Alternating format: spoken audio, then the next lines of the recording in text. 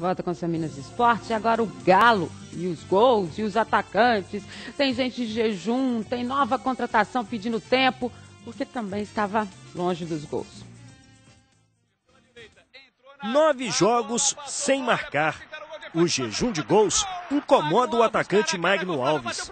É uma coisa que incomoda particularmente você passar muitos jogos sem fazer gols, né? Até porque a gente tem que fazer, né? Atacante vive de gols. O que mais me incomoda é quando eu entro dentro de campo, passo 90 minutos e não ajudo meus companheiros, né? A falta de gols não é um problema só de Magno Alves. O Galo tem balançado pouco as redes adversárias. No Brasileirão foram apenas 13 vezes. O time cria muito, mas erra nas finalizações. Esse problema crônico fez a diretoria ir ao mercado e contratar mais um atacante para a disputa do Brasileirão. André foi uma indicação do técnico Dorival Júnior. O treinador trabalhou com o atacante no Santos durante a melhor fase do artilheiro. O problema é que depois da transferência para a Europa no ano passado, André parou de fazer gols. O jejum do novo atacante atleticano já dura 13 meses. Pelo visto, o Galo vai ter mesmo que trabalhar em conjunto para dar fim à falta de gols do time e dos artilheiros. Se todos se ajudarem, né, sem dúvida os resultados vão ocorrer. Mesmo até que seja naquele dia infeliz que você jogue bem, né, a ingratidão é jogar bem e não vencer. E quando você joga mal e venha a ocorrer o resultado positivo. A ingratidão é jogar bem e não vencer. Isso é bonito, né? Eu acho isso bonito isso. Agora o Atlético muda de casa, né? Vai para Ipatinga, os 16 mil ingressos já vendidos por lá, ou seja, uma mobilização geral da galera do Vale do Aço para estar recebendo o Atlético. O Dorival ainda não confirmou a mesma equipe que enfrentou o América, mas ele disse que uma das substituições que ele fez durante a semana pode acontecer, que é o Mancini entrou no lugar do Caio, o Renan Oliveira entrou no lugar do Daniel Carvalho e o Neto Berola entrou no lugar do Magno Alves. Quer que eu seja sincero? Eu acho que vai ser o Neto Berola no lugar do Magno Alves. Eu continuo achando que o Neto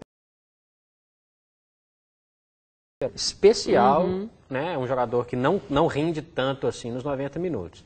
E agora volto a perguntar, se o Renan Oliveira não estava nem no banco contra o Santos, como é que ele vai pode começar um jogo? Não sei. Né? Eu não consigo entender. Não consigo entender. E não adianta ter vários atacantes se o Dorival também não definir quais são os dois atacantes dele, quais são os dois reservas. Né? Porque se a gente for contar, André, Guilherme, Jonathan Zobina, Magno Alves, o Mancini não é atacante, mas Marquinhos Cambalhota, praticamente jogou, Marquinhos Cambalhota, é muita gente.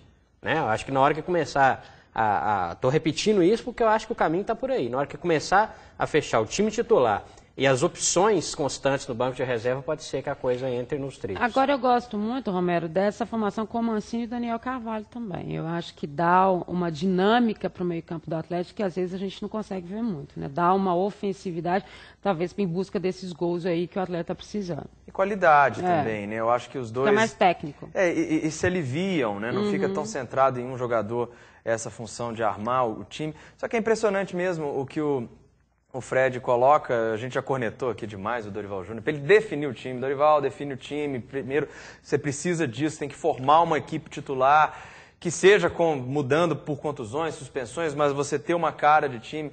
O Atlético chega já na metade do primeiro turno sem realmente ter um time titular e sequer um banco de reservas definido. O Giovanni Augusto, que entrou como opção no jogo contra o Santos, nesse não aparece como opção primeira. É o Renan Oliveira, que não ficou disponível. O Neto Berola, eu não acredito mais no efeito Berola há muito tempo. Eu acho que o Berola é um jogador mesmo para o segundo tempo, para fazer aquela correria. É complicado ele entrando no início do jogo. Ele nunca rendeu bem nesse tipo de situação. Eu acho que o Atlético precisa de fato definir um time. Ele tem boas opções, mas não pode ficar mais perdido nessas opções que são mais ou menos todas do mesmo nível.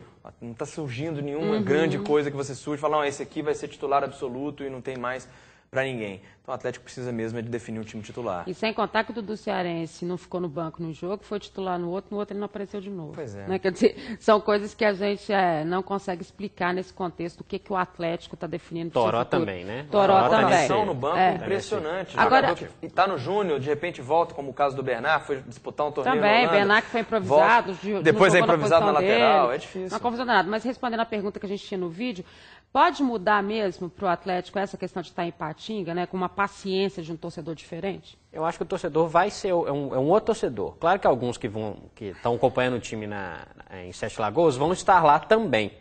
Mas eu acho que a paciência do torcedor, a impaciência do torcedor em Sete Lagoas não vai ser transportada para Ipatinga. Eu acho que é um novo astral. É um outro tipo de torcida, é um outro campo. O Atlético sempre foi muito bem no Ipatingão. Acho que nesse momento sempre é bom levantar isso, né? Não que isso entre em campo, é só lembrar que o time fez boas partidas lá. E eu acho que isso é válido nesse momento, porque é um outro tipo de torcedor. O torcedor que está aqui, que está indo direto em Sete Lagoas, já está com a paciência esgotada. O Atlético sempre fez isso, né? Antes era com Independência. Tava mal no Mineirão. Legal para Independência, para a torcida ficar ali pertinho, dar aquela cafungada ali no jogador. Nunca deu título isso. Pois nunca o que precisa, resolveu. A gente viu no vídeo o Magno Alves perdendo gols inacreditáveis, o Atlético nas partidas em que ele jogou bem e não venceu, contra o São Paulo, contra o Bahia, contra o Atlético Goianiense, que minou certamente a confiança do grupo, criou ali um mal-estar interno que a gente não conseguiu identificar com clareza, mas que estava ali quase puxando o tapete do Dorival Júnior.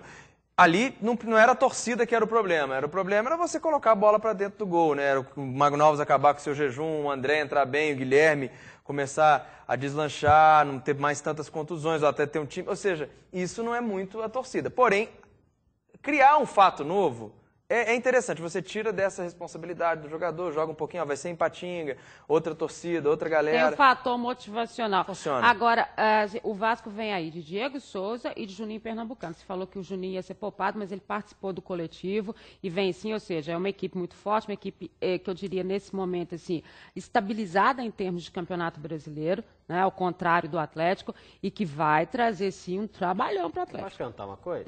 O Juninho Pernambucano demorou quanto tempo mesmo? Aliás, ele é um exemplo, a gente já está finalizando para passar para o América, mas ele é um exemplo do jogador repatriado que respeita a sua história, respeita a sua condição, porque ele física e tecnicamente tem dado show em muita gente que vê aí. E detalhe, ele tem 36 anos, estava num futebol com uma exigência muito menor, que é o futebol do Catar, entrou. No dia que ele pôde começar a jogar, ele começou jogando, foi muito bem até no Vasco e Corinthians lá, fez gol no Corinthians, que é uma coisa difícil de acontecer no brasileiro, comandou o meio de campo do Vasco no jogo contra o Atlético Paranaense, um baita jogador, é porque eu não consigo entender, né?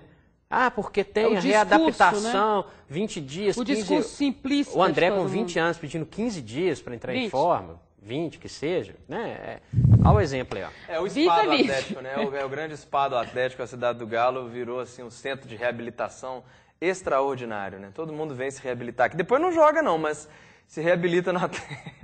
Depois vai fazer carreira, Diego Souza. O Vasco, aliás, vem muito confiante também. O título da Copa do Brasil foi muito importante para essa retomada do Vasco no cenário nacional. A retomada do trabalho. Né? O Atlético que carece disso, né? A gente vem sempre falando aqui, o Atlético voltou. E dos times grandes que caíram à segunda divisão, depois voltaram, o Atlético é ainda o que não se estabilizou.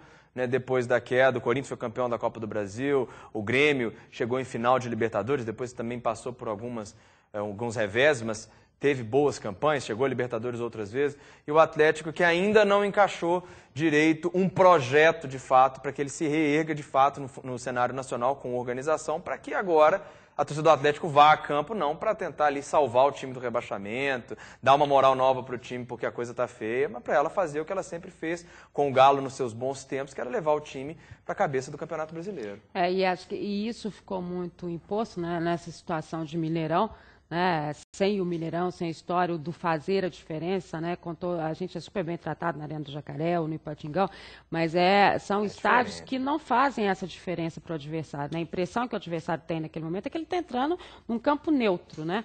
O Mineirão fazia essa condição. Quando você cobra essa situação, e a gente sabe, o Rio de Janeiro passou isso muito tempo com o Maracanã fechado, né, até que o Engenhão ficasse na condição, isso prejudica demais o futebol. né, no contexto até psicológico do adversário que vem. Mas não custa lembrar que mesmo sem o Mineirão, o Cruzeiro foi vice-campeão brasileiro no ano passado. Claro, o Cruzeiro se adaptou bem melhor à Arena, né? Não estou comparando a Arena com o Mineirão, em hipótese alguma, o Mineirão faz muita falta para todo mundo, né? Para os times, para a gente que trabalha, para o torcedor, eu não vou nem discutir isso, mas o Cruzeiro se adaptou melhor. Mas o Cruzeiro ano passado até fez jogos também em outras praças, Uberlândia, etc. Mas o interessante do Mineirão é a grandeza que ele tem. Quando o time entra para jogar no Mineirão, ele sabe que ele está enfrentando uma equipe da prateleira de cima do Campeonato Brasileiro. Isso nem sempre fica tão claro, tão evidente quando você entra num estádio um pouco mais acanhado, com a torcida ali sem o teto faz muita diferença no ressoar do canto. O Mineirão é um estádio muito diferenciado, o Atlético sente muita falta deles, e mais do que o Cruzeiro, que está mais organizado. Então, olha só, no próximo bloco nós vamos falar da final da Copa América, vamos falar do América, então não sai daí olho no Minas Esporte, olho na Band.